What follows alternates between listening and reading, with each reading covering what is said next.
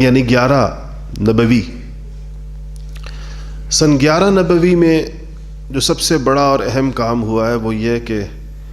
اسلام کی پہلی کرن اور پہلی شعاع مکہ مکرمہ سے نکل کر یثرب یعنی مدینۃ الرسول صلی اللہ علیہ وسلم پہنچی. آپ صلی اللہ علیہ وسلم کا طریقہ یہ ہوتا تھا کہ آپ حج کے موقع پر، اس حج سے مراد وہ حج ہے جو شروع سے چل رہا ہے اس ابراہیم علیہ السلام کے زمانے سے. وَأَذِّن فِي النَّاسِ بِالْحَجِّ، اللہ نے ابراہیم سے کہا وَأَذِّن فِي النَّاسِ بِالْحَجِّ يَأْتُوكَ رِجَالًا وَعَلَى كُلِّ ضَامِرٍ مِّن كُلِّ فَجٍّ عَمِيقٍ، کہ ابراہیم سے کہا کہ اب لوگوں کو حج کے لیے بلائیے. تو ایک اس کی رسم باقی تھی حج کی، اس کی روح تو باقی نہیں تھی، اس کے احکامات پورے باقی نہیں تھے، لیکن طواف باقی تھا، سعی باقی تھی. میقات اور حدود حرم کسی نہ کسی درجے میں لوگ سمجھتے تھے. منا، مزدلفہ، عرفات، ان چیزوں کو سمجھتے تھے. ان جگہوں کے نام بھی یہ تھے. تو اس موقع پر عرب سے قبائل آتے تھے حج کے لیے، حج کے موسم. باقی یہ لوگ اس میں گڑبڑ اپنی کرتے رہتے تھے، اس کے مہینے بھی آگے پیچھے کرتے رہتے تھے اور مختلف اس میں چیزیں تھیں. تو یہ ایک ایسا موقع ہوتا تھا کہ اس موقع پر آپ صلی اللہ علیہ وسلم کو باہر سے آئے ہوئے لوگوں کے ساتھ ملاقات کا اور ان کو اپنا پیغام پہنچانے کا اور اپنی دعوت پہنچانے کا موقع ملتا تھا. تو حج کے ہی موقع پر 11 نبوی ہے. 6 پہلے بندے جن سے آپ کی ملاقات ہوئی ہے، یہ یثرب کے مشہور قبیلے خزرج کے 6 افراد تھے. یہ 2 بت پرست یا مشرک قبائل تھے اس زمانے میں، جن میں سے ایک کو اوس اور دوسرے کو خزرج کہتے تھے، اور یہ دونوں 2 بھائیوں کی اولاد تھے. باقی 3 مشہور قبیلے جو تھے وہ یہود کے تھے، اہل کتاب تھے وہ. تو یہ جو 6 لوگ آئے، جن میں سے کچھ نام آپ نے ضرور سنے ہوئے ہوں گے، صحابہ کے رضوان اللہ تعالی علیہم اجمعین کے کچھ نام انسان کے کانوں میں پڑھتے رہتے ہیں، یا کم سے کم وہ نام اپنے بچوں کے رکھنے کی وجہ سے ہمارے لیے قدر معروف ہوتے ہیں. جیسے کہ حضرت سیدنا اسعد ابن زرارہ، یہ نام سنا ہوگا آپ نے، اسعد ابن زرارہ. یہ بڑے ہی بابرکت آدمی ہیں اور بڑے ہی خوش نصیب آدمی ہیں، کیونکہ یہ وہ شخص ہیں جو رسول اللہ صلی اللہ علیہ وسلم کی طرف سے وہ پہلے متعین کردہ صحابی کو اپنے ساتھ لے کر یثرب لے کر گئے اور ان کی میزبانی کی، ان کو اپنے ساتھ رکھا. یہ آپ صلی اللہ علیہ وسلم کی ہجرت سے پہلے کی بات ہے، آپ ابھی خود تشریف نہیں لے کر گئے تھے. یہ اسعد ابن زرارہ ایک تو سب سے پہلے اسلام لانے والی جماعت کے اندر شامل ہیں، پہلے 6 لوگوں میں شامل. اور پھر انہوں نے آپ سے بندہ مانگا حضور سے، وہ اگلے سال 11 کو تو خود آئے، 11 نبوی کو پھر بندہ مانگا، اور حضور اکرم صلی اللہ علیہ وسلم نے سیدنا مصعب ابن عمیر ان کی تشکیل کی یثرب کی طرف، مدینہ منورہ کی طرف. تو مصعب ابن عمیر کو ان اسعد ابن زرارہ نے اپنا مہمان بنایا، ان کے ساتھ ہر جگہ ساتھ جاتے تھے اور تعارف کراتے تھے، لوگوں کو جمع کرتے تھے، اور پھر مصعب بن عمیر سے کہتے تھے کہ وہ بات کریں. مصعب بات کرتے تھے، لوگ مسلمان ہوتے تھے. اور اسی لیے نبی کریم صلی اللہ علیہ وسلم کے مدینہ منورہ پہنچنے سے پہلے اوس اور خزرج کے بے شمار لوگ، بیشتر لوگ مسلمان ہو چکے تھے. اور یہ اسلام ان کا جو تھا وہ وجہ تھی مصعب ابن عمیر کی دعوت کی، اور مصعب ابن عمیر جو تھے وہ مہمان تھے اسد ابن زرارہ رضی اللہ تعالی عنہ کے. یہ ان کی بہت بڑی، یعنی مدینہ کا اسلام نبی کریم صلی اللہ علیہ وسلم کے اصحاب میں سے اگر کسی 2 شخصوں کی جانب مدینہ کے سارے مسلمانوں کا ثواب سمجھا جا سکتا ہے تو وہ یہ اسد ابن زرارہ ہیں اور مصعب ابن عمیر، ایک مکی اور ایک مدنی رضی اللہ عنہما. تو یہ 6 لوگ آئے تھے. ان 6 میں سے کچھ نام شاید آپ نے سنے ہوئے ہو. ایک تو اسعد ابن زرارہ تھے جن کا میں نے بھی ذکر کیا، دوسرے عوف بن حارث تھے۔ یہ عوف بن حارث جو ہیں یہ ان کے ایک بھائی ہیں، اگلے سال آنے والوں میں وہ بھی تھے جن کا نام معاذ تھا، اور وہ جو مشہور صحابی معوذ ہیں وہ بھی ان کے بھائی ہیں، یعنی وہ دونوں صحابہ جنہوں نے ابو جہل کو قتل کیا تھا وہ انہی کے بھائی تھے۔ یہ اپنے باپ کے حوالے سے اتنے زیادہ مشہور نہیں ہیں، والد ان کے حارث تھے، ان بھائیوں کی وجہ شہرت ان کی ماں ہے۔ ان کی والدہ کا نام عفراء تھا، اور ان کی وجہ شہرت یہ ہے کہ ان کو ایک ایسا نرالا اعزاز حاصل ہے جو تاریخ اسلام میں کسی اور خاتون کو حاصل نہیں ہے، اور وہ نرالا اعزاز حضرت عفراء کا یہ ہے کہ ان کے 7 بیٹے، 4 پہلے شوہر سے اور 3 دوسرے شوہر سے، 7 بیٹے بدر کے میدان میں حضور اکرم صلی اللہ علیہ وسلم کے سپاہی تھے، جن میں سے ایک معوذ اور ایک معاذ تھے۔ تو یہ اس گھرانے، اس ماں کے یہ بیٹے، یہ 4 بھائی حارث سے کی اولاد تھے، ان میں سے ایک عوف ہیں اور ایک معاذ ہیں۔ یہ پہلے 6 لوگوں میں سے ایک یہ عوف بن حارث ہیں۔ رافع بن مالک ہیں، مشہور صحابی ہیں، قطبہ بن عامر ہیں، عقبہ بن عامر ہیں، اور جابر بن عبداللہ ہیں، لیکن یہ وہ مشہور جابر بن عبداللہ نہیں ہیں جن کی روایات آتی ہیں خندق کے موقع پر جن کے گھر آپ صلی اللہ علیہ وسلم تشریف لے کر گئے تھے۔ یا ویسے عام طور پر آپ جو حدیث کی روایت جن جابر بن عبداللہ سے سنتے ہیں ان کا نام جابر بن عبداللہ بن حرام ہے، اور ان کا نام جو ہے وہ جابر بن عبداللہ بن رباب ہے، تو یہ الگ جابر بن عبداللہ ہیں۔ یہ 6 لوگ تھے جو 11 نبوی کو پہنچے، آئے تھے، حج کے لیے آئے تھے۔ آپ صلی اللہ علیہ وسلم حج کے موقع پر یہ لوگ مینا میں خیمے لگا کر، جس طرح ہوتا ہے مینا میں، وہاں سے عرفات بھی جاتے تھے۔ قریش عرفات نہیں جاتے تھے، باقی لوگ عرفات بھی جاتے تھے۔ قریش اپنے آپ کو کوئی بہت ہی حرم کعبہ کی مجاوری کی وجہ سے اپنے لیے خصوصی پروٹوکول خود سے یہ بنایا ہوا تھا کہ ہمیں عرفات جانے کی ضرورت نہیں ہے۔ تو بعد میں قرآن نے ان کی اصلاح کی اور نبی کریم صلی اللہ علیہ وسلم کو بتایا کہ الحج والعرفہ، حج تو نام ہی عرفہ کا ہے، تو اگر عرفہ نہیں ہوگا تو تمہارا حج کیسے ہوگا؟ تو یہ 6 لوگ آئے اور نبی کریم صلی اللہ علیہ وسلم نے ان سے ملاقات فرمائی اور آپ نے ان کو اسلام کی دعوت دی۔ تو جب یہ اسلام کی دعوت سن کر یہ کہنے لگے ایک دوسرے سے کہ کہیں یہ وہی نبی نہ ہو جن کا ذکر یہود ہم سے کرتے ہیں۔ یہودیوں کی اوس اور خزرج سے لڑائیاں ہوتی رہتی تھیں، تو یہودی اوس اور خزرج یعنی بت پرست قبائل سے کہتے تھے کہ ایک نبی آنے والا ہے، آخری نبی، ان کا زمانہ قریب آ گیا، ہماری کتابوں میں لکھا ہے، اور ان کی علامتیں بھی ہماری کتابوں میں لکھی ہیں، ان کی نشانیاں لکھی ہیں جس کی وجہ سے ہم ان کو دیکھ کر پہچان لیں گے، ہم پہچان لیں گے، ہم ان کے ساتھ ہو جائیں گے، اور ان کے ساتھ جب ہم ہو جائیں گے تو تمہارے ساتھ،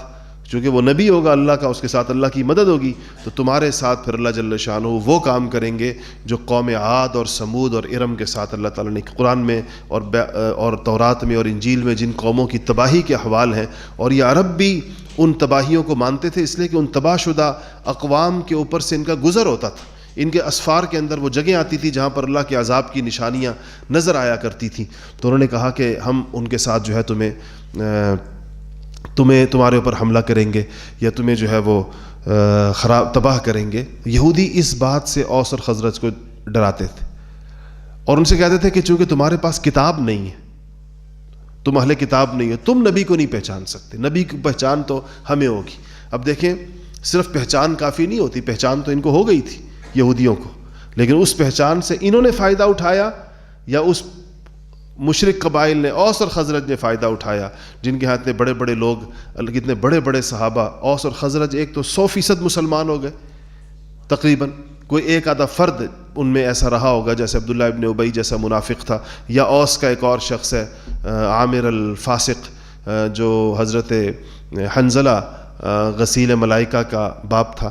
تو والد تھے ان کے، تو وہ ایک آدھا اس طرح گنا چنا 2-3-4 افراد بدقسمت تھے جو مسلمان نہیں ہوئے، باقی سب مسلمان ہوئے۔ یہود تو مسلمان نہیں ہوئے، ان میں سے گنے چنے لوگ مسلمان ہوئے، چند ایک لوگ مسلمان ہوئے، باقی سارے یہود کے یہود رہے، اور یہ مشرک قبائل جو ہے 99% سے بھی زیادہ یہ لوگ مسلمان ہو گئے۔ تو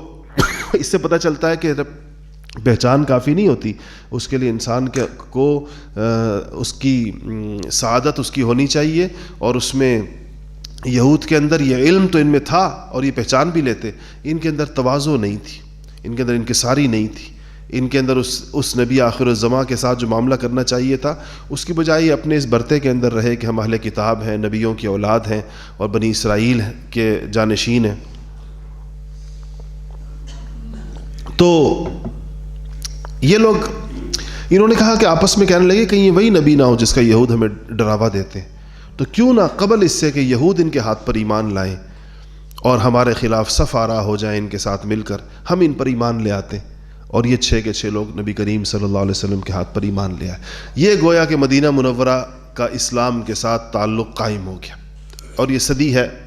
11 نبوت کی، نبوت کا 11واں سال۔ یہ گئے، واپس گئے۔ اب جب دوسرا سال آیا، یعنی نبوت کا 12واں سال آیا، تو 5 لوگ تو یہی والے جو پہلے 6 تھے، یہ اور ان میں سے 7 اور لوگ ان کے ساتھ آئے، تو 7 اور 5 12 ہو گئے۔ یہ 12 لوگ نبی کریم صلی اللہ علیہ وسلم کی خدمت میں حاضر ہوئے۔ ان میں ان 5 تو وہی ہیں جو پچھلے سال والے ہیں، ان میں سے صرف یہ جابر بن عبداللہ نہیں ہے جن کا میں نے ذکر کیا ابھی، اور جو اور لوگ آئے ان میں سے ایک تو معاذ ابن حارث ہیں، یہ معاذ بھی بھائی تھے عوف ابن حارث کے، اور یہ اسی معوذ کے بھی بھائی ہیں جن کا بھی میں نے ذکر کیا کہ 7 بھائی تھے بدر میں۔ مشہور صحابی ہیں عبادہ ابن صامت انصاری، وہ بھی تھے، عباس ابن عبادہ بن نضلہ، عویم بن سعدہ، اور ابو الحیثم مالک، اور یزید ابن ثعلبہ، اور ذکوان ابن عبد قیس۔ یہ 7 اور لوگ ہیں جو اس موقع کے اوپر آئے۔ انہوں نے منا میں جہاں ان کے خیمے تھے حاجیوں کے، وہیں پر آپ صلی اللہ علیہ وسلم کے ہاتھ پر بیعت کی، اس بات کے اوپر کہ ہم اللہ کے ساتھ کسی کو شریک نہیں ٹھہرائیں گے، چوری نہیں کریں گے، زنا نہیں کریں گے، اپنی اولاد کو قتل نہیں کریں گے، کسی پر بہتان نہیں لگائیں گے، تہمت نہیں لگائیں گے۔ تو یہ ان چیزوں کے اوپر نبی کریم صلی اللہ علیہ وسلم کے ہاتھ پر ان لوگوں نے بیعت کی۔ اس بیعت کو سیرت کی کتابوں کے اندر بیعت عقبہ کہتے ہیں، اور عقبہ اس لیے کہتے ہیں کہ یہ منا کی ایک گھاٹی کے اندر ہوئی ہے یہ بیعت، اور لیکن پھر اس کو چونکہ یہ پہلی ہوئی ہے اس لیے اس کو بیعت عقبہ اولا کہتے ہیں، اور اس میں 12 لوگ شریک تھے۔ تو اب آپ یوں سمجھ لیں کہ 6 لوگ مسلمان ہو گئے سن 11 نبوی میں، اور پھر یہ 12 لوگ مسلمان، یعنی 5 اور ملا لیں، 7 اور ملا لیں، یا 6 اور ملا لیں، تو یہ لوگ جو ہیں یہ 6 اور 6 12 افراد بن جاتے ہیں۔ تو لیکن ایک ان میں سے واپس نہیں آئے تھے، تو 7 اضافی لوگ آتے ہیں، تو یہ کل 13 لوگ ہو گئے ایک طرح سے۔ 12 یہ ہیں اور ایک وہ جو پچھلے سال والے نہیں آئے، تو یہ مسلمانوں کی تعداد ہے جو کہ 12 نبوی کے اندر ہو گئی۔ یہ لوگ جب واپس گئے ہیں، یہ 12 لوگ جب جا رہے تھے، انہوں نے حضور اکرم صلی اللہ علیہ وسلم سے گزارش کی کہ ہمارے ساتھ کوئی قاری، اس زمانے میں عالم کو، قرآن پڑھنے والے کو قاری کہا کرتے۔ قاری سے مراد ہمارے ہاں تو آج کل صرف قاری کا مطلب یہ ہوتا ہے کہ جو عالم نہ ہو، صرف قرآن جانتا ہو۔ پرانی اصطلاح صحابہ کے زمانے میں قراء صحابہ سے مراد علماء صحابہ ہوتے تھے، تو اس کو قاری بھی کہتے تھے اور مقری بھی کہتے تھے۔ تو کہا کہ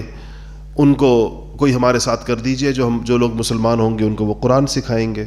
اور اسلام کے بنیادی احکام بتائیں گے۔ تو نبی کریم صلی اللہ علیہ وسلم نے حضرت مصعب ابن عمیر کو ان کے ساتھ کر دیا، اور حضرت مصعب جا کر ٹھہرے حضرت اسعد ابن زرارہ رضی اللہ تعالیٰ عنہ کے مکان کے اوپر۔ وہاں نماز بھی پڑھاتے تھے ان کو، امام بھی تھے ان کے، قرآن بھی پڑھاتے تھے، اسلام کے احکامات بھی بتاتے تھے، اور نبی کریم صلی اللہ علیہ وسلم کے بارے میں بھی،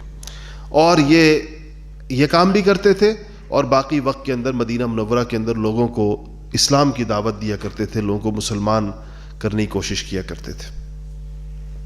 اس کے بعد تیسرا سال جب آیا تو اس تیسرے سال میں 72 لوگ، یعنی یہ نبوت کا 13واں سال بنتا ہے، اس میں حضرت مصعب ابن عمیر پھر اپنے ساتھ جن لوگوں کو لے کر آئے تو وہ ان کی تعداد جو ہے وہ 72 بھی آئی اب، لیکن زیادہ تر سیرت نگاروں کے نزدیک ان کی تعداد جو ہے وہ 75 تھی۔ ان 75 لوگوں کے میں 73 مرد تھے اور 2 عورتیں تھیں۔ ان 2 عورتوں میں سے، یہ جو بڑی تاریخی سی بات ہے کہ ان 2 عورتوں میں سے ایک خاتون جو تھیں ان کا نام نسیبہ تھا، اور یہ نسیبہ ان خوش قسمت خواتین میں سے ہیں جنہوں نے غزوہ کے موقع پر تلوار لے کے رسول اللہ صلی اللہ علیہ وسلم کی حفاظت میں باقاعدہ تلوار چلائی۔ تو وہ جو نسیبہ تھیں وہ اسی موقع کے اوپر مسلمان ہونے والی خواتین میں سی۔ اب یہ جو 75 لوگ بنتے ہیں، جن میں سے 73 میں نے بتایا کہ مرد ہیں، ان کی بہت لمبی فہرست ہے ان کے ناموں کی۔ اس کے اندر مشہور انصاری صحابہ تقریباً سارے کے سارے آ جاتے ہیں، اور اس میں خاص طور پر جو سعد نام کے صحابہ ہیں ان کو اللہ جل شانہ نے بہت زیادہ درجات عطا فرمائے، کیونکہ اوس کے جو سربراہ تھے ان کا نام بھی سعد تھا، اور جو خزرج کے سربراہ تھے ان کا نام بھی سعد تھا، وہ سعد ابن عبادہ تھے۔ اور اسی طرح ایک مشہور صحابی سعد ابن خیثمہ بھی ہیں، سعد ابن ربیع بھی ہیں۔ سعد ابن ربیع کی شہادت کا قصہ انشاءاللہ آگے جا کر آئے گا۔ تو بہرحال یہ سارے کے سارے لوگ پھر دوبارہ یہ مسلمان ہوئے، اور یہ وہاں سے واپس گئے، اور جا کر وہاں پر انہوں نے نبی کریم صلی اللہ علیہ وسلم کا پیغام اور اسلام کی دعوت دی۔ یہ 13 ہجری کی بات ہے، اور یہی وہ سال ہے جس سال رسول اللہ صلی اللہ علیہ وسلم نے پھر اس کے بعد ہجرت بھی فرمائی ہے۔ یہ اپنا قصہ بیان کرتے ہیں کہ جب 2 باتیں ہیں، ایک تو یہ کہ اسلام کے لیے کیسے انہوں نے کوشش کی۔ ایک قصہ جو اوس کے اسلام لانے کی بہت بڑی وجہ بنی، وہ یہ تھی کہ اوس کے جو بڑے لوگوں میں سے ایک صحابی تھے جن کا نام ہے حضرت سعد ابن معاذ رضی اللہ تعالیٰ عنہ، اور ان کے آج کل جس کو کزن کہتے ہیں، تو ان کے چچا زاد بھائی تھے جناب اسید ابن حضیر رضی اللہ تعالیٰ عنہ، اور یہ جو اسد ابن زرارہ ہیں یہ بھی ان کے رشتہ دار تھے، یہ بھی ان کے کوئی خالہ کے بیٹے لگتے تھے، کیا لگتے تھے۔ ان کا اسلام بڑے دلچسپ قصہ ہے، کس طریقے کے ساتھ یہ مسلمان ہوئے انہی دونوں حضرات کے ہاتھ پر جو میں نے بتایا، مصعب ابن عمیر اور اسد ابن زرارہ۔ اور ان کے اسلام لانے سے اوس قبیلہ تقریباً سارا کا سارا، اس کی بڑی شاخیں ساری کی ساری مسلمان ہو گئیں۔ وہ پھر میں کسی اور وقت پہلے بیان کر چکا ہوں، اس کو اس تفصیل کو پھر انشاءاللہ کسی اور وقت میں بیان کروں گا۔ تو اس سے یہ ہے کہ جب یہ لوگ آپ صلی اللہ علیہ وسلم کے ساتھ ہجرت کی بات کر رہے تھے، انہوں نے یہ بات کی ان 72 لوگوں نے کہ ہم کیوں نہ حضور اکرم صلی اللہ علیہ وسلم کو مدینہ لے چلیں۔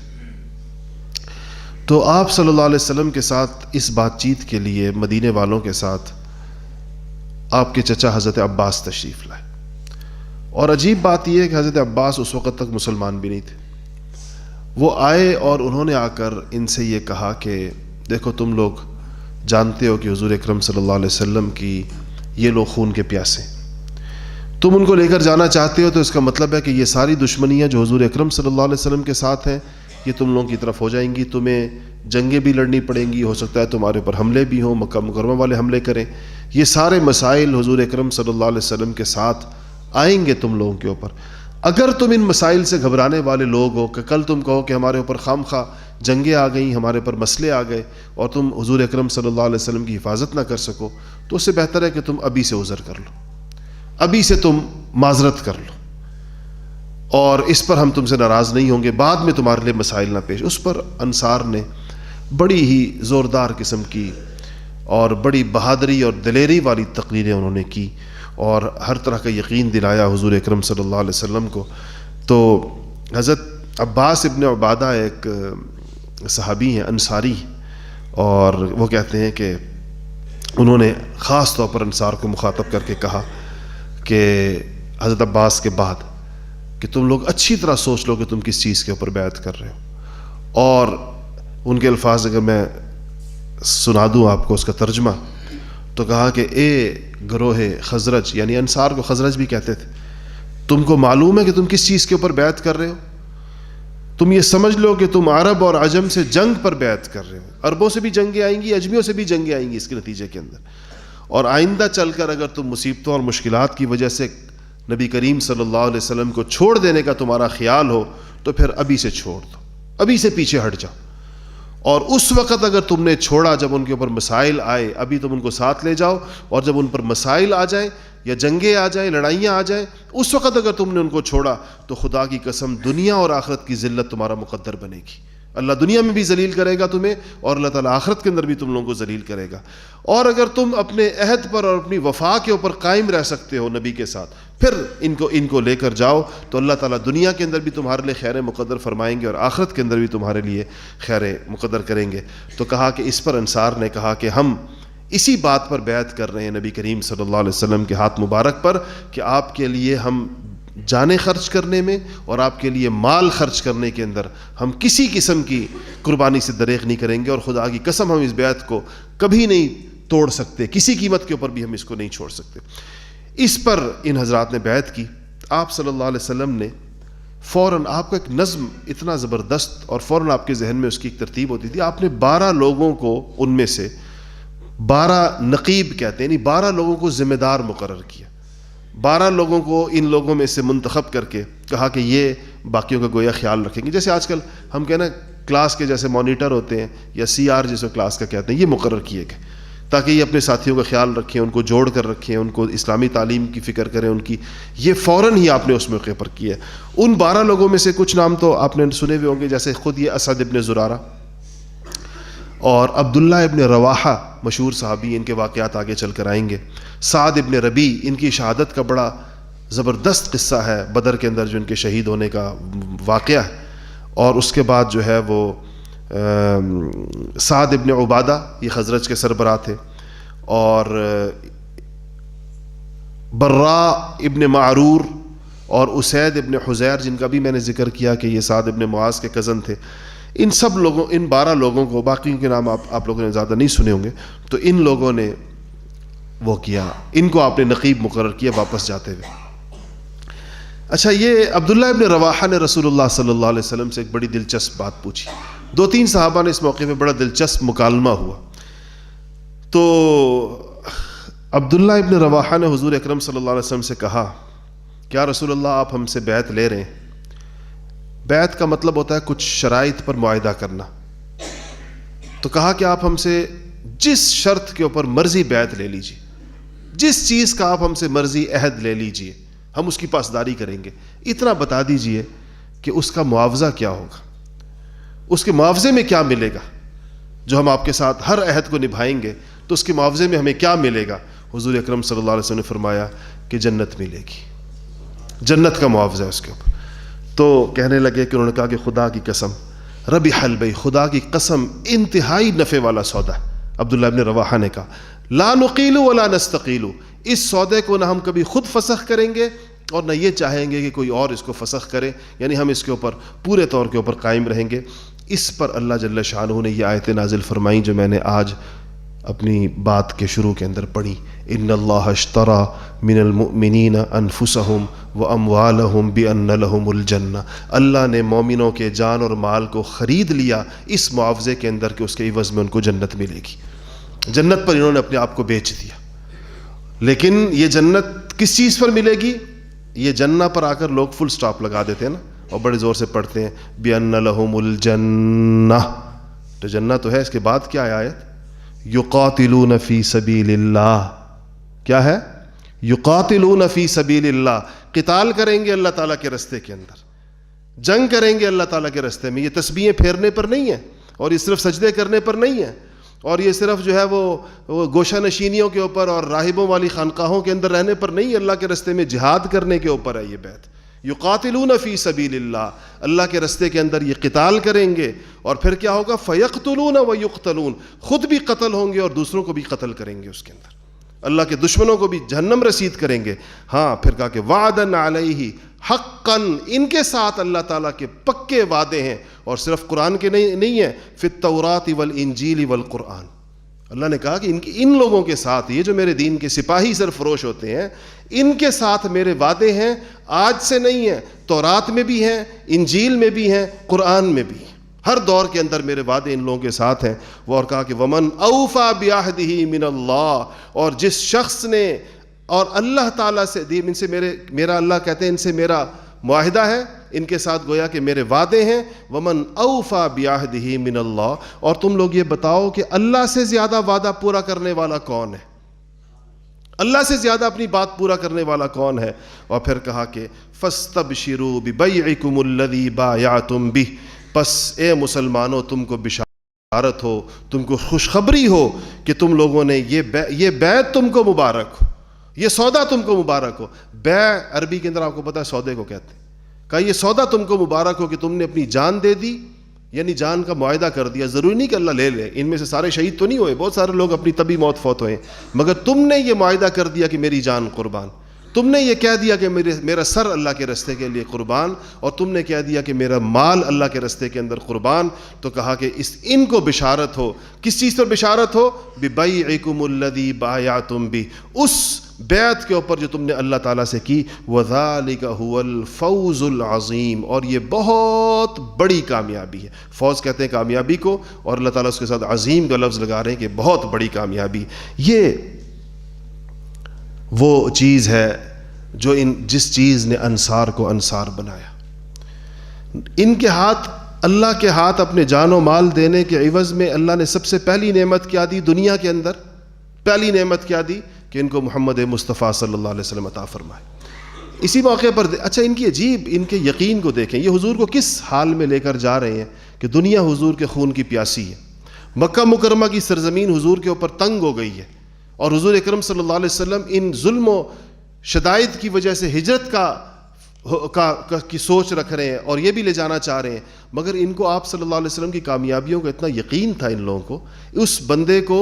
یعنی اس نبی کو جو اس وقت تنہا ہے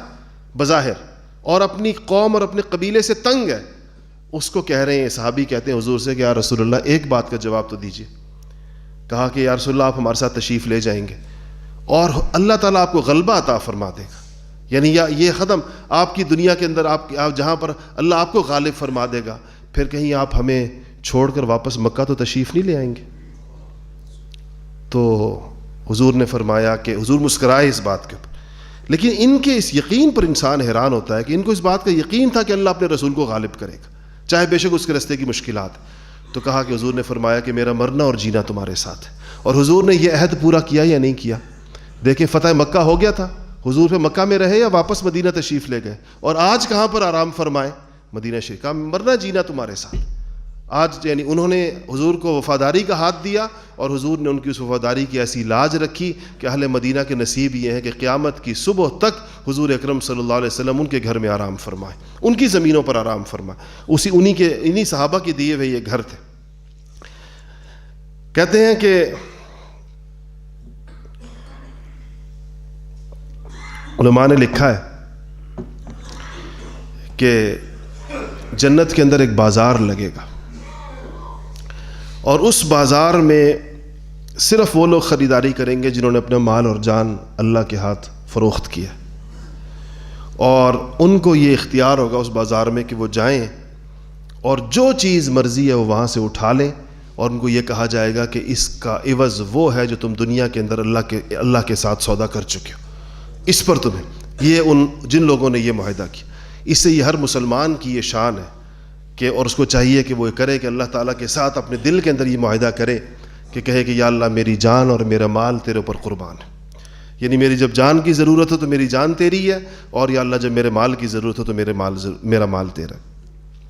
تو خیر یہ بیعت ہوئی، اور اس کے بعد جو ہے وہ چلے گئے، یہ ذات تشریف لے گئے. ادھر جب یہ لوگ گئے ہیں تو ادھر قریش کو اندازہ ہو گیا کہ مدینہ کے یثرب کے کچھ لوگوں کے ساتھ حضور اکرم صلی اللہ علیہ وسلم کو بات چیت ہوئی. تو وہ لوگ گئے، لمبی تفصیل ہے میں اس کو مختصر کر رہا ہوں. انہوں نے جا کے خیموں میں پوری معلومات کی کس نے حضور اکرم صلی اللہ علیہ وسلم کے ساتھ کیا معاہدہ کیا، اور ان کو یہ ڈر بھی ہوا کہ اگر آپ صلی اللہ علیہ وسلم یثرب تشریف لے گئے اور یہ یثرب والے آپ کے ساتھ ہو گئے تو سب سے بڑا جو ہمیں نقصان ہوگا کہ ہمارا معاشی ناطقہ بند ہو جائے گا، کیونکہ یہ ہمارے شام کا رستہ ہے، اور شام کا رستہ بند کر دیا تو ہماری تجارت بند ہو جائے گی. مکہ کے اندر تجارت کے علاوہ کوئی ذریعہ آمدن نہیں تھا، کھیتی باڑی تو ویسے نہیں ہوتی تھی. تو انہوں نے جا کر مختلف خیموں میں معلومات کی، لیکن چونکہ سارے یسربیوں نے تو بیعت کی نہیں تھی، 72 لوگوں نے کی تھی یا 75 لوگوں نے کی تھی، تو جن لوگوں سے جب یہ جا کر خیموں میں معلومات کر رہے تھے کہ کیا ہوا ہے رات کو، تو جنہوں نے بیعت کی تھی وہ خاموش رہتے تھے، وہ کچھ نہیں کہتے تھے، اور جنہوں نے نہیں کی تھی ان کو پتہ بھی نہیں تھا، وہ تو ساتھ تھے بھی نہیں، وہ زور و شور سے انکار کرتے تھے، کہتے نہیں ہوا کچھ بھی، اور صحیح کہتے تھے، ان کو پتہ بھی نہیں تھا، وہ کہتے کوئی ہماری ان کے ساتھ ایسی رات کو بات چیت نہیں ہوئی، اور جنہوں نے کی تھی وہ خاموش رہتے تھے۔ لیکن بہرحال یہ ان کو قریش کے یہاں سن کن مل گئی کہ اس بات کا امکان ہے کہ حضور اکرم صلی اللہ علیہ وسلم کے یثرب کے ساتھ تعلقات قائم ہو گئے ہوں اور ایسا نہ ہو کہ آپ چلے جائیں، تو انہوں نے ایک فیصلہ کن وار کرنے کا سوچا، اور وہی فیصلہ کن وار جو تھا ان کا، وہ حضور اکرم صلی اللہ علیہ وسلم کی ہجرت کی ظاہری بنیاد بنا۔ ویسے تو ہجرت طے تھا، ہجرت طے تھی، کیونکہ آپ صلی اللہ علیہ وسلم نے بہت پہلے جبرائیل سے پوچھا، کہ حدیث شریف میں آتے ہیں، مستدرک حاکم کی روایت ہے کہ انہوں نے پوچھا کہ جبرائیل مجھے ہجرت کی اجازت ملے گی اللہ کی طرف سے؟ کہا کہ ہاں ملے گی، جبرائیل نے کہا۔ اور پھر پوچھا کہ حضور نے کہ میرے ساتھ کون ہوگا؟ کہا کہ ابوبکر صدیق آپ کے ساتھ ہوں گے۔ صدیق اکبر حضور اکرم صلی اللہ علیہ وسلم کا ساتھ دینے کے لیے یہ انتخاب اللہ جل شانہ کی جانب سے تھا، اس لیے سارے صحابہ کو حضور نے ہجرت کی اجازت دی۔ عمر فاروق چلے گئے، عثمان غنی چلے گئے، علی مرتضیٰ کو پیچھے چھوڑا، اور اس طرح باقی لوگ گئے۔ ابوبکر صدیق جب جانے کی بات کرتے تھے تو حضور کہتے تھے کہ انتظار کرو بکر، اللہ تعالیٰ کی طرف سے آنے دو بات کہ اللہ جل شانہ، مطلب یہ تھا کہ تمہیں میرے ساتھ جانا ہے اور تم اس سے پہلے نہ جاؤ مجھ سے۔ تو اسی لیے سیدنا ابوبکر صدیق کے ساتھ پھر جو حضور کی ہجرت کا آغاز، یہ میں سمجھتا ہوں کہ ہجرت سے، یعنی اب اگلے جمعے سے جو ہمارا سلسلہ چلے گا ہجرت کے اوپر بات چلے گی انشاءاللہ، یہاں سے سیرت کا ایک سب سے اہم ترین مرحلہ شروع ہو جاتا ہے، یعنی ہجرت، اور اس کے بعد مدنی زندگی کا آغاز ہو جائے گا۔ اس میں آپ کو اتنی تیزی کے ساتھ ایسے محسوس ہوگا، یہاں سے اصل میں اس لیے ہم اس کو بہت زیادہ اہمیت بھی دیتے ہیں، اور ویسے تو ساری سیرت اہم ہے، ایک تو اس کے بعد والا حصہ، یہ جب ہجرت کا قصہ شروع ہوگا، اس پر حدیث میں اور قرآن میں تفصیلات بہت زیادہ ہیں۔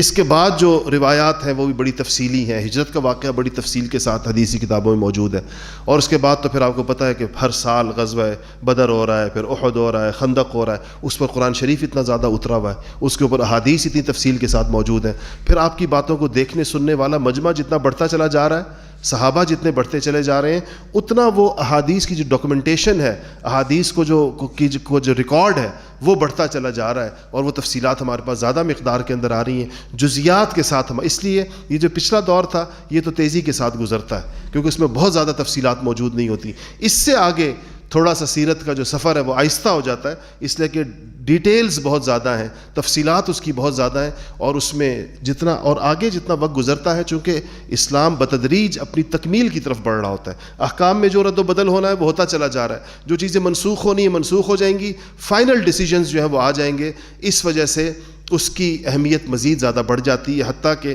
یہی سفر چلتے چلتے وہ آیت بھی اترتی ہے کہ الیوم اکملت لکم دینکم، کہ اب دین کامل ہو گیا تمہارا۔ ابھی تک دین اتر رہا تھا، تدریج تھی، رد و بدل بھی ہو رہا تھا، ایک چیز کی اجازت تھی بعد میں ختم ہو گئی، اجازت نہیں تھی اجازت ہو گئی، اس قسم کے رد و بدل چل رہے تھے، لیکن بالآخر وہ دن آ جاتا ہے کہ الیوم اکملت لکم دینکم واتممت علیکم نعمتی ورضیت لکم الاسلام دینا، کہ اللہ جل شانہ نے فرمایا کہ دین مکمل ہو گیا، نعمتیں تمام ہو گئیں، اور اللہ جل شانہ نے اب تمہارے لیے اسلام کو قیامت تک کے لیے پسند کر لیا کہ اب یہ دین اسی طرح اللہ تعالیٰ کی رضا اور اللہ جل شانہ کی طرف سے بخشش اور اللہ تعالیٰ کی عطا اور اللہ پاک کو راضی کرنے کی جو صورتیں ہوں گی وہ صرف اور صرف اسی دین کے ساتھ وابستہ ہوں گی۔ انشاءاللہ اگلے ہفتے سے ہجرت سے اللہ نے چاہا تو آغاز کریں گے، اسباب ہجرت اور طریق ہجرت وغیرہ۔